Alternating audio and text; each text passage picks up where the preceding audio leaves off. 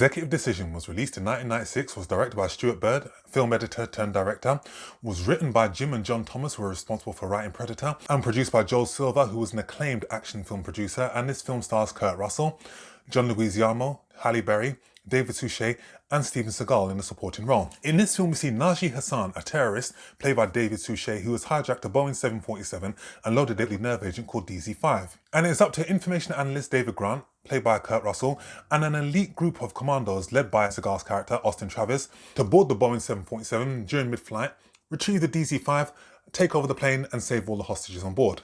As always guys, thank you for supporting this channel. Hit that subscribe button so you can follow this channel. Hit the alarm bell as well so you can get notifications for when my videos are going to be uploaded, and give this video a like as well to help the channel grow. The hijack genre is something that we've seen before, and 1 year after Executive Decision was released in 1996, we'd see it done in 1997 with Con Air. But Con Air was more visceral and high octane. What sets Executive Decision apart is the fact that this film is more slow burning and it's more drawn out. This film doesn't rely more on action, it relies more on suspense and the tension. There are enough thrills and twists and turns within the narrative to keep the viewer engaged. And whilst Executive Decision is a very lengthy film, it doesn't feel like there's moments that really drag on. This is a film that is very exhilarating and keeps you gripped from the get-go. Stuart Byrd is an acclaimed film editor, and this was a very impressive film debut for him as a director. He has worked on countless box office smashes, and coincidentally enough, a lot of them have involved working with Joel Silver. He was responsible for editing Lethal Weapon 2, Die Hard 2, The Last Boy Scout, Demolition Man. He would then go on to edit Casino Royale and Skyfall. As a director, Stuart Byrd keeps the claustrophobia and tension to the maximum.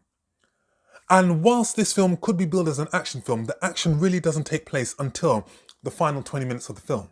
And I think working alongside Joel Silver would have had an impact on him in terms of how we stage these action sequences. Kurt Russell as David Grant.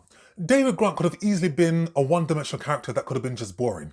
Kurt Russell has a spark and a charisma about him that makes any character likable. And this is totally different to anything that we've seen Kurt Russell in before. So used to the Kurt Russell with a mullet in such films as Tango and Cash, Big Trouble in Little Chinatown, but this one we see a more reserved Kurt Russell. And we see Kurt Russell stepping into the action genre again.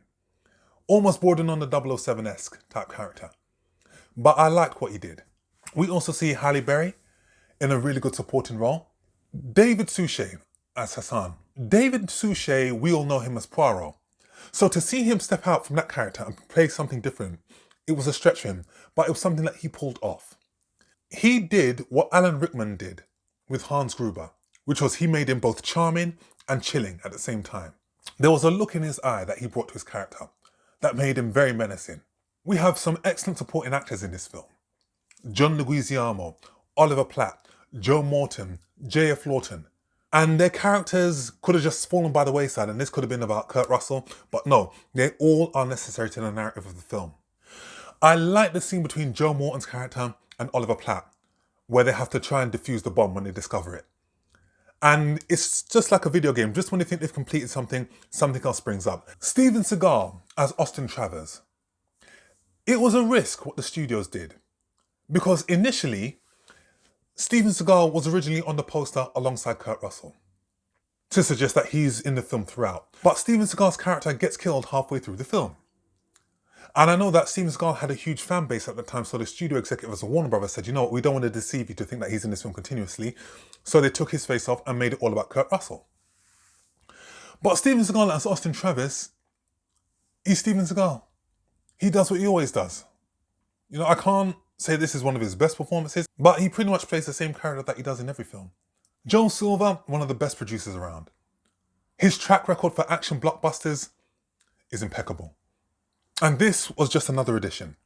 When I see the name Joel Silver or Jerry Bruckheimer as a producer, I know there is a certain quality of film that I'm going to get, and Executive Decision is no different. For Joel Silver, he's given us an excellent, well-paced and well-thought-out thriller, with great direction, great action sequences, and a lot of tension and suspense to keep everybody entertained from start to finish. And the finale sequence where David Grant has to try and land the plane.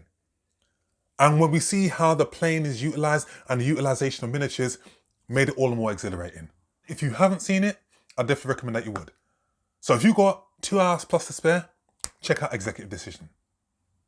thoroughly entertaining, and a film that I don't get tired of watching. So I'll give this film a very strong 8 out of 10. So guys, that's my review. As always, thanks for supporting this channel. Please keep on supporting it. Hit that subscribe button so you can follow this channel. Hit the alarm bell as well so you can get notifications from me when my video is going to be uploaded. Give this video a like as well. Have you seen The Executive Decision? What did you think about it? How do you feel about this film after 25 years? Comment down below and I shall see you all on the next film review. Take care.